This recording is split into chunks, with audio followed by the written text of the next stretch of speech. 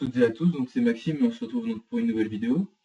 Donc d'abord, ça va porter sur la division euclidienne entre deux polynômes.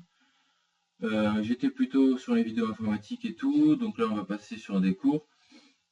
Donc c'est un sujet qui me concernait puisque je comprenais pas justement comment faire la division de deux polynômes. Donc c'est ce qu'on va voir maintenant. Donc après chacun a ses raisons pour pas comprendre, les profs et tout, voilà, ça peut arriver.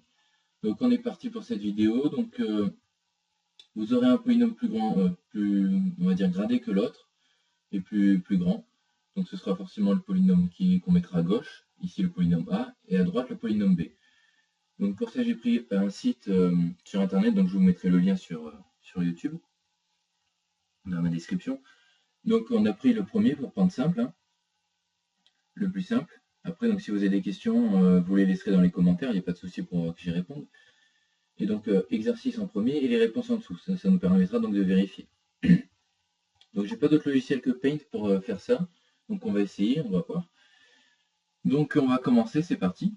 Alors pour débuter, donc faut se concentrer toujours sur le terme le plus élevé. Donc là on a x cube, x cube pardon. Ici pour le polynôme A, et au polynôme B on a x carré. Donc à chaque fois on va avancer que avec ces deux-là, on va dire. C'est-à-dire que on va se poser des questions par rapport au nombre les plus élevés. Donc on va se demander dans x cube seulement combien il y a de fois x carré. Donc on l'a x fois, puisque x carré fois x donne x cube. Donc on le marque ici, x. Donc on va enlever dans la partie de gauche le prochain résultat. Donc quand je dis résultat, donc c'est en fait ce qu'on a trouvé ici, x, on va le multiplier par b afin d'enlever x cube. Donc x fois x carré donne x cube, ça c'est bon, ça nous permettra d'enlever x cube, plus x fois 1, donc plus x. On met une barre pour montrer qu'on fait une différence. Donc au premier polynôme A, on va retirer celui-ci, donc x carré, x cube pardon, moins x cube donne 0, plus x carré moins, on n'a pas de terme au carré, donc on reporte notre x carré, plus x carré, plus x moins x, 0, plus 1 moins, on n'a pas d'autre terme, donc 1.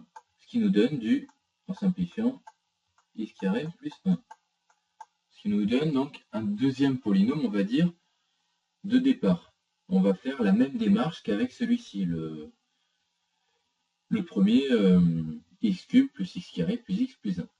On va faire la même démarche. On retrouve le polynôme plus élevé, ici qui est devenu x carré, et on va se demander dans celui-ci combien il y a de fois le terme le plus élevé dans B, donc x carré aussi, donc une fois. 1 fois x carré donne x carré. C'est pareil, on fait une soustraction du résultat qu'on va donner. Donc là, on fait la même démarche qu'avec x, on fait 1 fois x carré, plus 1 fois 1. On multiplie 1 par b. Donc 1 fois x carré donne x carré, et 1 fois 1 donne 1. Donc on a encore x carré plus 1. Donc pas besoin d'avoir fait maths sup pour comprendre. X carré plus 1 moins x carré plus 1 donne 0. On a un reste de 0. Pardon, on va mieux faire ça, c'est trop laid. Voilà. X carré moins plus 1 moins x carré plus 1 donne 0. On a un reste de 0 et un quotient de x plus 1. On vérifie sa solution. X carré plus 1 en quotient et reste 0. Donc ça c'est bon. Donc il y en aura toujours des plus compliqués. Je vous conseille de les faire dans l'ordre du site que je vais vous donner. Ça va vous permettre de vous entraîner. Si vous avez des questions et que vous n'arrivez pas à 1, je pourrais faire une nouvelle vidéo pour l'expliquer ou en privé vous l'expliquer directement. Donc à quoi sert donc justement la division euclidienne de deux polynômes? Donc souvent on l'a pour factoriser justement le grand polynôme. Donc a, x cube plus x carré plus x plus 1. Donc A, on peut le remplacer donc par A de x est égal à, on va multiplier A par le quotient et on ajoute le reste. Donc ce qui donne, entre parenthèses, x carré plus 1, facteur de x pardon, plus 1, plus 0. Mais ici, on n'a pas de reste, donc ça ne sert pas à grand chose de le mettre. Et à ce moment-là, vous avez factorisé votre polynôme. Donc c'est une autre méthode, voilà, pour faire la factorisation d'un polynôme. Donc voilà, la vidéo est terminée. Donc si vous avez des questions, vous n'hésitez pas dans les commentaires, j'y répondrai dès que je peux. Et puis on se retrouve une prochaine fois pour une prochaine vidéo. Ciao.